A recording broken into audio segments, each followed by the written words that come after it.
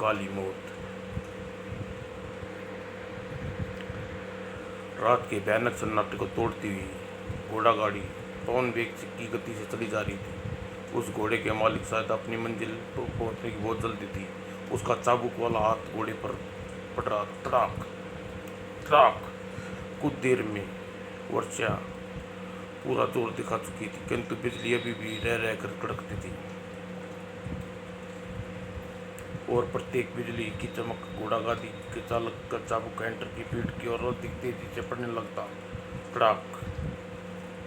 जंगल सीमा समाप्त हो चुकी थी। अब खतरनाक पहाड़ी इलाका आरंभ हो चुका था, लेकिन इसके बावजूद भी घोड़े की कोई अंतर नहीं आया था। तभी एक जबरदस्त बिजली गड़गड़ाने की आवाज़ संपूर्ण इलाका धड़क। घोड़ा एक चालक नियंत्रण से पार हो गया और तीव्र पल सड़क के बीचों बीच एक सफ़ेद साइन की निगाह पड़ते ही चालक एक चीख उबल नहीं। नियंत्रण घोड़ा बुरी तरह मचल उठा। चालक ने जैसे नियंत्रण करने की पूरी चेष्टा की और असफल रहा। तभी तीव्र झटके के साथ चीखता हुआ गाड़ी के नीचे आ गिरा। उफ नहीं। तभी वह समझ पाता कि एक बीच रास्ते में खड़ा हो सफ़ेद साया भयानक भाव से चेहरे लिए उसकी ओर बढ़ा। यह देखकर बुरी तरह भयभीत हो गया। घोड़ा चालक चिल्लाया, कौन हो तुम? तुम्हारा शत्रु अब तुम्हारा शिष्य है और तेरी आज्ञा का पालन करना तुम्हारा कर्तव्य होगा। नहीं नहीं, रहम करो, मुझे छोड़ दो, मुझे जाने दो।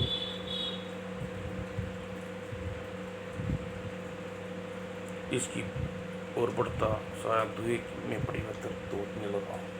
नहीं, दूर रहो, मत पड़ो मेरी तरफ। नहीं, मुझे अब मेरा सिर।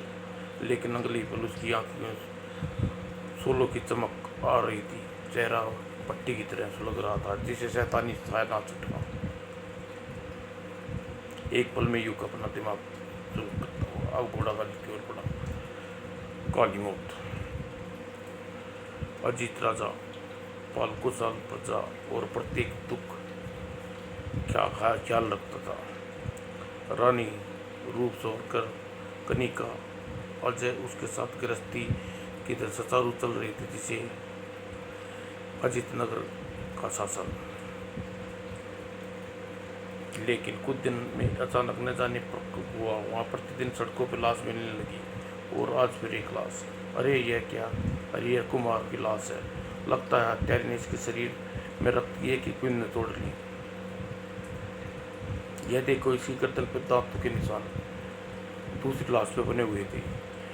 यह काम किसी इंसान का नहीं हो सकता, यह जरूर किसी शैतान का है। इसके मुंह में इंसानी खून लग चुका है। हत्यारा प्रतिदिन एक आदमी को मारकर अपनी खून की प्यास हो जाता है। ओह, यह शैतान निर्दोष लोगों को मारकर खून पीता है। महाराज घोड़े बेचकर सो रहे हैं, लेकिन सैनिक क्यों नहीं यहाँ मारते? भैया, यह रात घर से निकलना खतरने से खाली नहीं। हाँ, क्या अब शैतान अपना शिकार बना डाले? अभी लोग शैतान की चर्चा कर रहे थे कि तभी एक सन्यासी दिखाई दिया। अल्लाह निरंजन बम बोले, शायद सन्यासी बाबा हमारी को सहायता करें। सन्यासी के पास अलग प्रश्न दिखी। क्या बात है बच्चा, तुम इतनी परेशान क्यों दिख रही हो? लाश कैसी है? सन्यासी बाबा, हमारी परेशानी एक शैतान प्रतिदिन आदमी को मारकर उसका खून पीता है। ओह, तो यह नगर किसी शैतान के प्रकोप में है। अकल निरंजन, अब तुम में लोगों को चिंता करने की जरूरत नहीं, शैतान को मारकर निर्भर हो जाओगे। जय हो सन्यासी बाबा। आज रात हम नगर में खुले में धुनी लगाएंगे। आज रात उस शैतान की आखिरी रात होगी। कल सुबह शैतान की लाश बोले बाबा इस तरसूल पर टंगी मिलेगी और सन्यासी शाम को मैदान में धुनी जमाएगी। रात का इंतजार, लोग वापस लौट गए। उस रात लोग इम्तिहान से सोए। पूरा सन्यासी शैतान को नष्ट कर देगा। और सुबह लोग मैदान पहुंचे।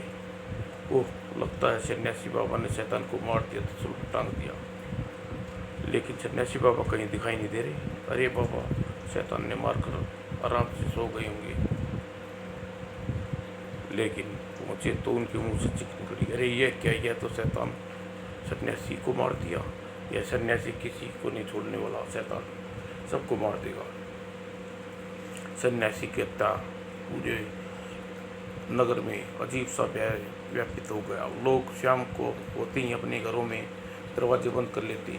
लेकिन एक दिन खेत में काम करते हुए रामदीन अचानक चौंका। अरे, सूरज ढल गया, मुझे काम करते हुए पता नहीं चला। अंधेरी रात में लौटूंगा तो मुझे इतनी रात गए नहीं। नहीं, रात को यहाँ खेत पर ही अकेला न रह सकता। मुझे जल्दी घर लौटना चलना चाहिए। यह शैतान आ गया तो कौन बचाएगा। और रामदीन बैलों को खोलकर घर की ओर चल दिया। एक रास्ता जंगल से गुजरता था, दूसरा नगर से। मुझे नगर वाले रास्ते पर ही लौटना चाहिए। जल्दी ही नगर पहुंच जाऊंगा तो रास्ता खतरा भी नहीं रहेगा। यह सोचकर रामदीन नगर वाले रास्ते पर चल पड़ा। अभी वह नगर की आबादी के पास पहुंचा था। अरे बाप रे, बचाओ, शैतान आ गया। साए साए साए, ओह, यह पेड़ की ने डरा दिया। और फिर जल्दी ही नजर घरों पर पहुंचा। बस अब भयभीत होने की कोई जरूरत नहीं। घरों के बीच से गुजर रहा हूँ। फिर भी महामंत्री जी हवेली कुछ ही दूर है। वहाँ से सैनिक भी पहरा दे रहे होंगे। महामंत्री की हवेली आगे गुजरता हुआ रामदीन ने गली के पास पहुंचा। उसे भी कुछ कदम बढ़ाए थे कि कोई शायद अभी पालू के पीछे आया। अभी वह रामदीन पलट कर देखा कि उसे दांत अपनी गर्दन में गड़ा पाया। रामदीन नगर की बरगद की पेड़ पर लटक रही थी। अच्छा, ये देख रही थी। और शैतान ने रामदीन को अपना शिकार बना लिया। हे भगवान, यह शैतान कब लोगों का खून पीता रहेगा। नहीं, यह अत्याचार सहन नहीं होता। आप कुछ करना चाहिए। लेकिन कर भी क्या सकते हैं। हम शैतान से लड़ नहीं सकते। शैतान बहुत शक्तिशाली है, हम सबको मार डाल देगा। वह देखो, महामंत्री शायद इधर ही आ रहे हैं। आने दो महामंत्री को, आज फैसला होकर जाएगा। महामंत्री पास पहुंचे। लोगों ने रोष बढ़ गया। महामंत्री अजीत पाल, हाय हाय हाय हाय, मंत्री मुर्दाबाद। शांत भाइयों, शांत। घटना बहुत दुख की है। हाथ पे हाथ नहीं रखे बैठेंगे। शैतान को पकड़ने की कोशिश कर रहे हैं। क्या आप हमें मरने के बाद पकड़ोगे। महामंत्री रथ से उतर लोगों के पास गया। यदि महाराज कुछ नहीं कर सकते तो उन्हें गद्दी छोड़ देनी चाहिए। हाँ, हम अधिक बर्दाश्त नहीं करेंगे। आखिर सभी हत्यारा क्यों नहीं पकड़ा गया। वह हत्यारा बहुत चालाक है। वह सुनसान जगहों पर अकेले आदमी पर हमला करता है और मार देता है। इसलिए अभी तक उसे पकड़ नहीं सके, लेकिन जल्दी पकड़ लिया जाएगा। उस हत्यारे को पकड़ना आपके बस की बात नहीं लगती महामंत्री। हमें कुछ करना पड़ेगा। हाँ हाँ हाँ, हम सब मिलकर शैतान को पकड़ेंगे। आप लोगों शैतान को पकड़ते रहिए। इसलिए शैतान को दंड केवल महाराज ही देंगे। कोई आदि कानून को अपने हाथ में ले उसे पकड़कर हमें सौंप दे। लोगों को समझा बजाकर महामंत्री लौट गए। और फिर उस गली में इकट्ठे लोगों ने पहरा देने लगा। सावधानी से पहरा देते संदिग्ध व्यक्ति को देखते ही पकड़ लो। अब हत्यारा नहीं बच सकेगा। आधी रात को गली में मसाला लेके पहरा देते लोग बहादुर अचानक साइन देखकर चौंक गए। अरे भीमा, देखो, उसके साथ लाठी भी है। जरूर कोई हत्यारा है। खामोश, बिल्कुल आवाज़ नहीं। हमारे शोर मचाने से अच्छा भाग सकता है। चुपचाप घेर लेते हैं। आज वह बचकर नहीं जाना चाहिए। वाह, वह रहा। शंभू इत्यादि पहरा देखकर वह वापिस लोग रहा है। बहादुर, इधर आओ। आते ही उधर टूट पड़ना। फिर जैसे ही साया भीमा और बहादुर के पास पहुंचा, दोनों ने उससे टूट पड़े। हत्यारा हत्यारा हत्यारा पकड़ा गया, हत्यारा पकड़ा गया, हत्यारा पकड़ा गया। जल्दी कहीं भागना निकले। गली में और घेर लो। वह बचना नहीं चाहिए। हत्यारे का नाम सुनकर प्रत्येक सनसनी फैल गई और तैनाती युग स्वर की दिशा की ओर भाग पड़े। अनपन साये को दबोच लिया गया। मार डालो इसे, जीवित नहीं रहने पाए। हाँ हाँ, मार डालो इसे, खत्म कर दो इसे, बोटी बोटी काट दो। दरिंदे की ठहरो, यह देखना चाहता हूँ ये कौन है। जैसे ही बुजुर्ग ने आगे बढ़कर उसका हल्का पर चेहरे से अलग किया, उसकी सूर देख कर उछल पड़े। महामंत्री के बेटा, अरे यह क्या कर रहा है। महामंत्री का बेटा तिलकराज, यह हत्यारा असंभव। हत्यारे को पहचानने हमने बड़ी भूल हुई है। भला एक मासूम सा दिखने वाला बालक हत्यारा कैसे हो सकता है। लेकिन सालिया उठता है। इतनी रात गई है, कर क्या रहा था। तिलक बेटे, तुम इतनी रात गए क्या कर रहे थे। तिलक भूस ने रोने लगा। शायद इतनी भीड़ देखकर घबरा गया। घबराओ नहीं बेटा, हमें बताओ तुम इतनी रात बितने पर बिस्तर पर मीठी सोने के जाए यहाँ गली में क्या कर रहे थे? बू हत्यारे की तलाश। हत्यारे की तलाश? अभी हम सब लोग तुम्हारे हत्यारे की तलाश कर रहे थे। ठीक, तुम हत्यारे की तलाश क्यों कर रहे थे? क्योंकि पिताजी ने महाराज ने आज सख्त चेतावनी दी थी, अगर मैं दिल से उस खूनी हत्यारे को पकड़कर महाराज के सुपुर्द नहीं किया तो उसे पद छीन लिया जाएगा। पिताजी इस बेहद बात से परेशान थी। हम उसकी परेशानी देखी नहीं गई और खंडर से दूर हत्यारे की तलाश में पिताजी की निगाह बचाकर आधी रात के वक्त बाहर निकल आए। लेकिन कारण आज पिताजी वर्षों की प्रतीक्षा दूर होने लग जा रही हो, यह बात है। मैं समझ रहा हूँ, आज हत्यारा पकड़ा गया। उसकी बात सुनकर भीड़ ने सांस सूंघ गया। मासूम तिलक मासूम देखकर सारी भीड़ सख्ती में आ गई। किसी की समझ में कुछ नहीं आया किया जाए। ठीक इसी पल सन्नाटा चीर की आवाज आई, भागो। किसी की आवाज जान खतरे में, हत्यारा उधर है, तुम। तिलक ध्यान रखो भीमा, उधर देखते, जल्दी करो, हत्यारा निकल जाएगा। दूसरी ओर भी पहुंची तो वैसे चिल्ला उठा, हत्यारा हत्यारा, पकड़ो पकड़ो। भीड़ नुक्कड़ पर पहुंच उधर धैर्य से काम लो कलुआ। यह बताओ हत्यारे की सूरत देखने में कामयाब हुई या नहीं? बाबा, उसके चेहरे पर नकाब पहन रखा था, मेरा खून पीना चाहता था। देखो, उसने मुझे दांत भी काटा भी है। तभी निराश लोग वापिस लौटे। शैतान फिर भागने में सफल रहा। घायल कलुआ वैद्य जी के पास ले जा रही है। रात होती ऐसे ही बीत गई। अगले दिन सुबह भीमा की लटकी लाश मिली। ये भगवान, इतनी जबरदस्त सुरक्षा होने के बाद भी हत्यारा भीमा की हत्या करके खून पीने में सफल हो गया। यह हमारी गलती है। हम रात को भीमा को महामंत्री के बेटे तिलक के साथ अकेला भेज दिया था। यह तिलक घर पहुंचा कर अकेला लौट रहा होगा। शैतान ने अवसर देखकर उसकी हत्या कर डाली। कहीं भीमा की हत्या तिलक राज ने तो नहीं की डाली? क्या बक रहे हो महेंद्र सिंह? वह मासूम बच्चा इतना दुष्कर कार्य कर सकता है? अगर हम इस बाल को सच मान ले, रात कलुआ पर किसने हमला किया? हाँ, तिलक हत्यारा नहीं हो सकता। हत्यारा बहुत भयंकर चालाक है। दिन रात महामंत्री का पता एक बार निकला। इस बात से बेखबर अभी था कि किसी की निगाहों में प्रत्येक गतिविधि छिपा नहीं रही। यह साया कौन है? अपने कंधे पर यह किसे उठा रखा है? लाश, बेहोश व्यक्ति?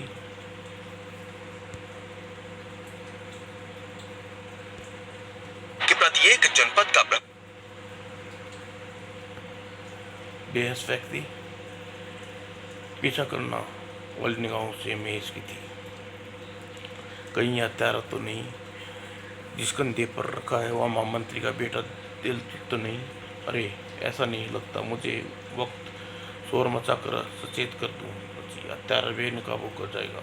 यह विचार मन में आते ही चिल्ला पड़ा, बचाओ तिलक, बचाओ हत्यारा। यह देख शायद जिस्मानी भूमि पर पटक कर तुरंत एक तरफ भागा। हत्यारा हत्यारा, पकड़ो पकड़ो। साई एक अंधेरी गली में घुस कर गायब होना चाहा, किंतु भाग कर जाते युवकों ने देख लिया। रुक जा रुक जा। वह पलटा, गली में घुस गया, लेकिन अब गली के छोर पर गया कि सैनिक का एक दल उसके सामने आता दिखाई दिया। वह राहगीर लोग बचकर न जा पाने पाए। सैनिक के सामने देखकर वह पुनः दूसरी गली में प्रवेश कर गया, लेकिन बहुत से युवक सामने आते दिखाई दिए। पकड़ो हत्यारा, बचकर न जाने पाए। अब वह चारों तरफ से गिर चुका था, क्योंकि गली चौड़ी गली में महामंत्री अन्य सैनिकों ने उसे घेर लिया। मारो मारो, पकड़ो पकड़ो, हत्यारा मार डालो। दूसरे ही पल सैनिक की आवाज गिरफ्तार कर लिया। महेश चिल्ला पड़ा, साथियों, यही है हमारे भाइयों का तारा, यही है खून पीने वाला दरिंदा। कुछ देर पहले मैंने स्वयं महामंत्री के बेटे तिलक को कंधे पर उठाकर ले जाते देखा था, मगर यह मासूम का खून पीना चाहता था। मार डालो इस हत्यारे को, सबके सामने मार डालो। मारो मारो शैतान को, हत्यारे को मार दो। महामंत्री ने अपना रथ आगे बढ़ाया। ठहरो, कोई इस हत्यारे को नहीं मारेगा। महाराज अजित पाल के हवाले सजा देंगे। सैनिकों, इस हत्यारे को बंदी बनाकर महल ले चलो। नहीं, इसे हम हत्यारे को हम सजा देंगे, इसे हम मारेंगे, इसे मृत्युदंड दिया जाए। तभी युवक कंधे पर लेकर आया।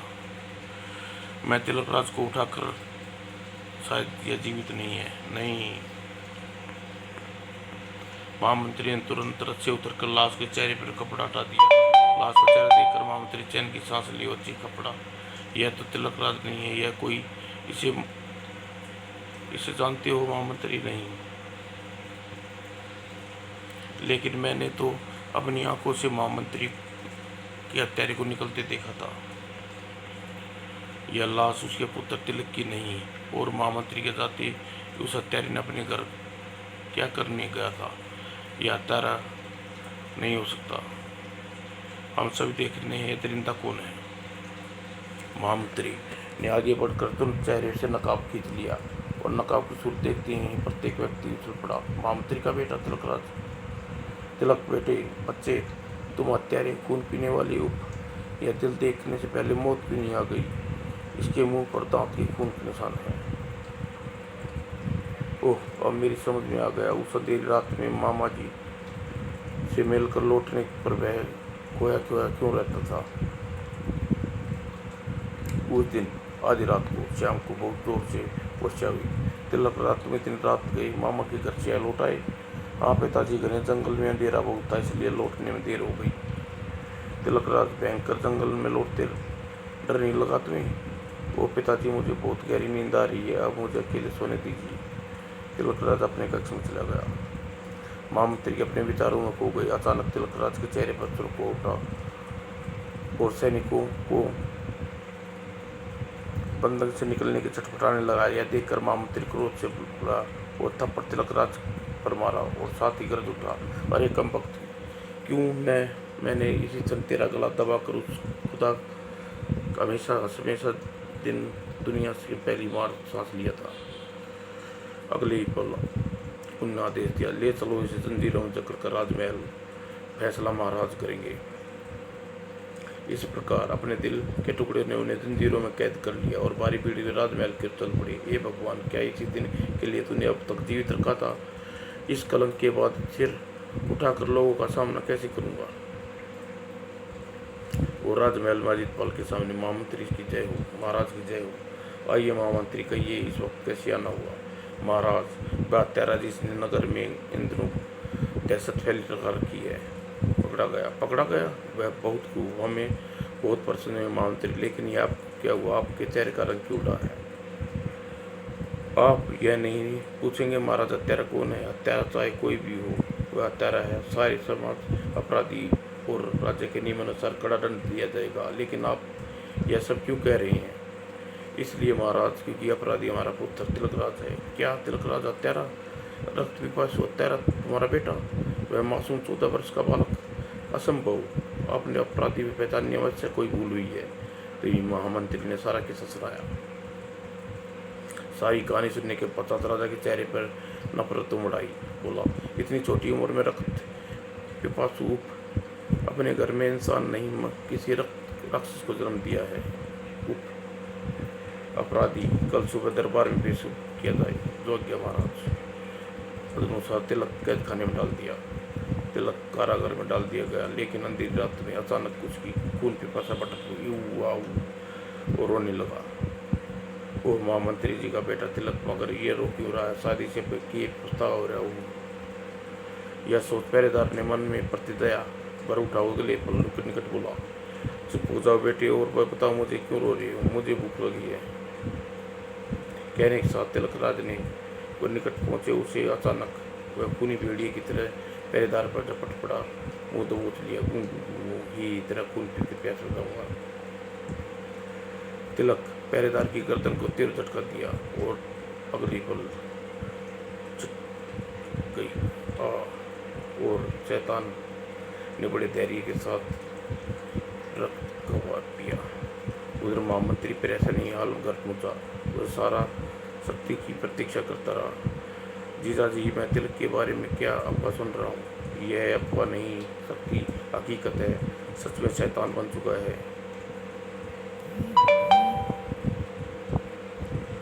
आज ही उसने क्या किया? कारागार में बंद कर दिया। आज ही उसे पहरेदार को मारकर खून पी लिया। ओह, तिलक अचानक शैतान कैसे बन गया, यही तो हम पूछना चाहते हैं। वक्त तुम्हारे घर से लौटा था, न जाने क्या हो गया। उसकी आंखों में वो अजीब सी सुनापन दिखा रहे थे। फिर कुछ रुका। शक्तिमान तुम्हें अपनी रात को अकेला लौटने को दिया। मैंने बहुत मना किया, उसे रोकने की कोशिश की, लेकिन नहीं माना। इतनी रात गए अकेले जाने की जिद पड़ रहा। तिलक रात जिद मत करो, बहुत देर हो चुकी है। वर्षा भी रुकी नहीं है, लेकिन रात बहुत देरी है। तुम्हारा अकेले जाना ठीक नहीं। ओह मामा जी, आप भी चिंता करिए। आप यह भांजा कितना कमजोर दिल का नहीं है कि यह तलवार मेरे पास है, मेरी परछाई भी नहीं सुख सकता। मेरे बार बार मना करने के बावजूद तिलक राज अपने रथ में सवार हुआ। तिलक राज रास्ते में भयंकर जंगल है, गुजरना होगा। तुम मेरी बात मानो, रुक जाओ, सुबह चले जाना। आप कोई चिंता मत करो मामा जी, पलक झपकते ही घर पहुंच जाऊंगा। और फिर देखते देखते रथ तोड़ा दिया और मेरी आंखों से ओझल हो गया। हे भगवान, बच्चे की रक्षा करना। वह इसका मतलब वह दुष्ट आत्मा का शिकार बन गया। यह काम किसी तांत्रिक ने किया होगा। मैं कल सुबह उस तांत्रिक जी की खोज में निकलूंगा। उस दुष्ट तांत्रिक का पता चल जाए, फिर जिंदा नहीं बचेगा रहेगा। मासूम तिलक का त्याग की सजा दिलाऊंगा। और अगली सुबह महामंत्री तांत्रिक की खोज में निकल पड़ेगी। जब रात दरबार में तिलक राजा के सामने पेश किया, उस समय उसकी आंखों में क्रोध से जल रही थी। वह गुर्राया, मुझे छोड़ दीजिए महाराज, तुम्हारी भलाई है, वरना तुम्हारे राजमहल को तहस नहस कर दूंगा। गुस्ताख, तेरी इतना सांस पहले तेरी बदतमीजी की सजा तुझे दी जाएगी, ताकि रात दरबार में बेअदबी का क्या अर्थ होता है तुझे पता चल जाएगा। इस बीच घोड़े की मार लगाई जाएगी, हमारी आज्ञा है। और आदेश का पालन हुआ। सड़क सड़क सड़क, मुझे छोड़ दे अजीत पाल, अपनी शक्ति मुझ पर बर्बाद कर डालेगा। तुम कर डालेगा। 20 घोड़ों की सजा के बाद अब बोल, आरोप लगाया हो उसके संबंध में तुझे कुछ कहना है? नहीं नहीं, मुझे कुछ नहीं कहना। मैं सब व्यक्तियों का खून पिया है, मैं जिंदा बच गया, पूरे नगर को संसान बना दूंगा। खून चाहिए मुझे, सिर्फ खून। इसकी मुद्रा देखकर राजा अजित पाल गंभीर हो उठे। यह तो सचमुच किसी शैतान का साया है। अगर यह जीवित छोड़ा तो गया तो न जाने क्या हुआ। तब राजा अजित पाल ने भारी जन समुदाय के सामने घोषणा की, अपराधी तिलक राज को लोगों की हत्या, रक्त पीने भयंकर अपराध है। हम इस काली मौत की सजा देते हैं। काली मौत? नहीं नहीं, मैं जिंदा नहीं छोड़ूंगा। लेकिन अजित पाल के दिल की सजा देकर चलने वाले थे कि महाराज, एक बुरी खबर है, महामंत्री कुछ पता नहीं चल रहा। अपने पुत्र की दुष्कर्म के कारण वह कुछ करना बैठे। ओह सेनापति, तुम जल्दी महामंत्री को खोज के लिए कुछ सैनिकों को भेजो। महामंत्री की सुरक्षा अवश्य है। तिलक को काली मौत का दंड दिए जाने की व्यवस्था की जानी मैं के तहखाने में व्यवस्था पूरी हो गई। महाराज, पहला पत्थर स्वयं अपने हाथों से रखा देखकर तिलक राज गुर्रा उठा। मैं कभी नहीं मरूंगा राजा अजित पाल, लेकिन तू भी सुन ले, मेरे शरीर को भले ही मार रहा है, लेकिन मेरी आत्मा, मेरा तांत्रिक कपाली कभी नहीं मरने देगा। मैं एक दिन लौटूंगा राजा, और महल को कहर बरसा देगा, जीवित नहीं छोड़ूंगा। वो दिन नहीं आएगा शैतान, दफन कर दो इसे पत्थरों के बीच। राजा ने तिलक के चारों ओर पत्थरों की दीवार बनाने पर रंग कर दी। धीरे धीरे ऊंची होने लगी। तिलक चीखता चिल्लाता रहा, लेकिन राजा अजित पाल ने बिल्कुल भी दया न आई। मुझे छोड़ दे राजा, बर्बाद कर दूंगा। इस प्रकार अंत में लगाना पर रह गया। राजा सिद्धर के निकट पहुंचा और देकर कहा, अब तुम्हारी जिंदगी और मौत में केवल एक पत्थर का फैसला रह गया है। और अचानक जाने कल तिलक की हाथ में लोहे की मजबूत रस्सी संतक्त बिल्कुल अचानक बाज की तरह चपटा राजा अजित पाल की गर्दन पकड़ ली। हे भगवान, मैं तुझे छोड़ूंगा नहीं राजन। वह कुछ इतनी शिवदृढ़ता से हुआ कि किसी को खड़े रहना, लेकिन फिर सैनिकों ने अपने कर्तव्य के बोध हुआ और अगले पल एक सैनिक ने तलवार हाथ को उठाई और तलवार एक हाथ काट कर अलग हो गया। राजा जितवाल की गर्दन से लटक गया। राजा मिस्त्री तुरंत बचा हुआ पत्थर का टुकड़ा लगाया। बच्चा राजगुरु चीख उठे, ठहरो, अभी पत्थर वहां मत लगाओ। तो राजन, यह आग भी तिलक के बाकी शरीर के साथ दफन करना आवश्यक है। इसे अपनी गर्दन से अलग करो और वापिस छेद में डालो। लेकिन यह क्या करूं? यह काफी मजबूती के साथ मेरी गर्दन से चिपका हुआ है।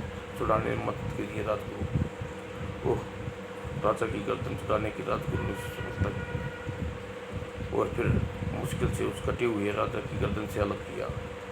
इसने तुरंत क्षेत्र में बंद कर दो।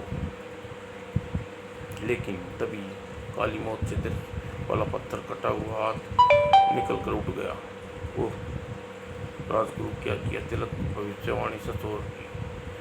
कुछ भी हो सकता है राजन, लेकिन तुम चिंता न करो, अवश्य ही के पीछे किसी तांत्रिक का हाथ है। इसकी तांत्रिक की इच्छा पूर्ण नहीं होने दूंगा। अब यहाँ से बाहर चलिए राजगुरु। पता नहीं क्यों यहाँ मेरा दिल घबरा रहा है। सांस से कम राजन, घबराइए काम नहीं चलेगा। लेकिन आखिर मत बोलो राजा, तुम राजा हो। विपत्ति का सामना घबराना नहीं चाहिए। उसके बाद तहखाने का बहादुर बाहर निकल आए। तहखाने से बाहर निकलते ही राजा रूपनगर, राजकुमारी कलिंगा तथा अन्य अपनी बढ़ते हुए दिखाई दिए। रानी बेगरता से बोली, आप ठीक तो है ना महाराज? हाँ रानी, देख लीजिए हम बिल्कुल स्वस्थ हैं। लेकिन तुम्हें क्या हो गया? तुम्हारे चेहरे पर घबराहट के चिन्ह साफ दिखाई पड़ रहे हैं। पिताजी, माँ पूजा के समय आपकी दीर्घायु की अग्नि परिवर्तन कर रही थी कि अचानक उसकी लो कांपने लगी। माँ घबरा गई, तुरंत चली आई। वो पिताजी, माँ हमें डरा दिया। हाँ हाँ हाँ, बिल्कुल ठीक है मेरी बच्ची। राजा अधिपाल चौकी फिर सिरती उन्हें बातों में लगा, हंसी मजाक को टाल दी। उधर अजित नगर दूर वीरान खंडर में कक्ष में तांत्रिक कपाली अपने तिलक का कटा हुआ हाथ आकर गिरा। वो चौंक पड़ा। नहीं नहीं, यह नहीं हो सकता। मेरी बरसों की मेहनत व्यर्थ नहीं जाएगी।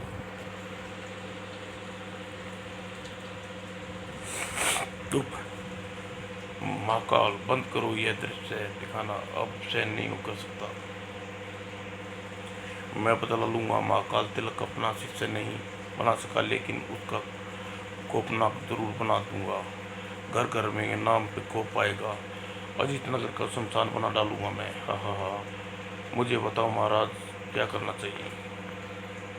और महाकाल के शब्द कानों में टकराती लाशकांत वेद गुरु ठाका लगाने लगा।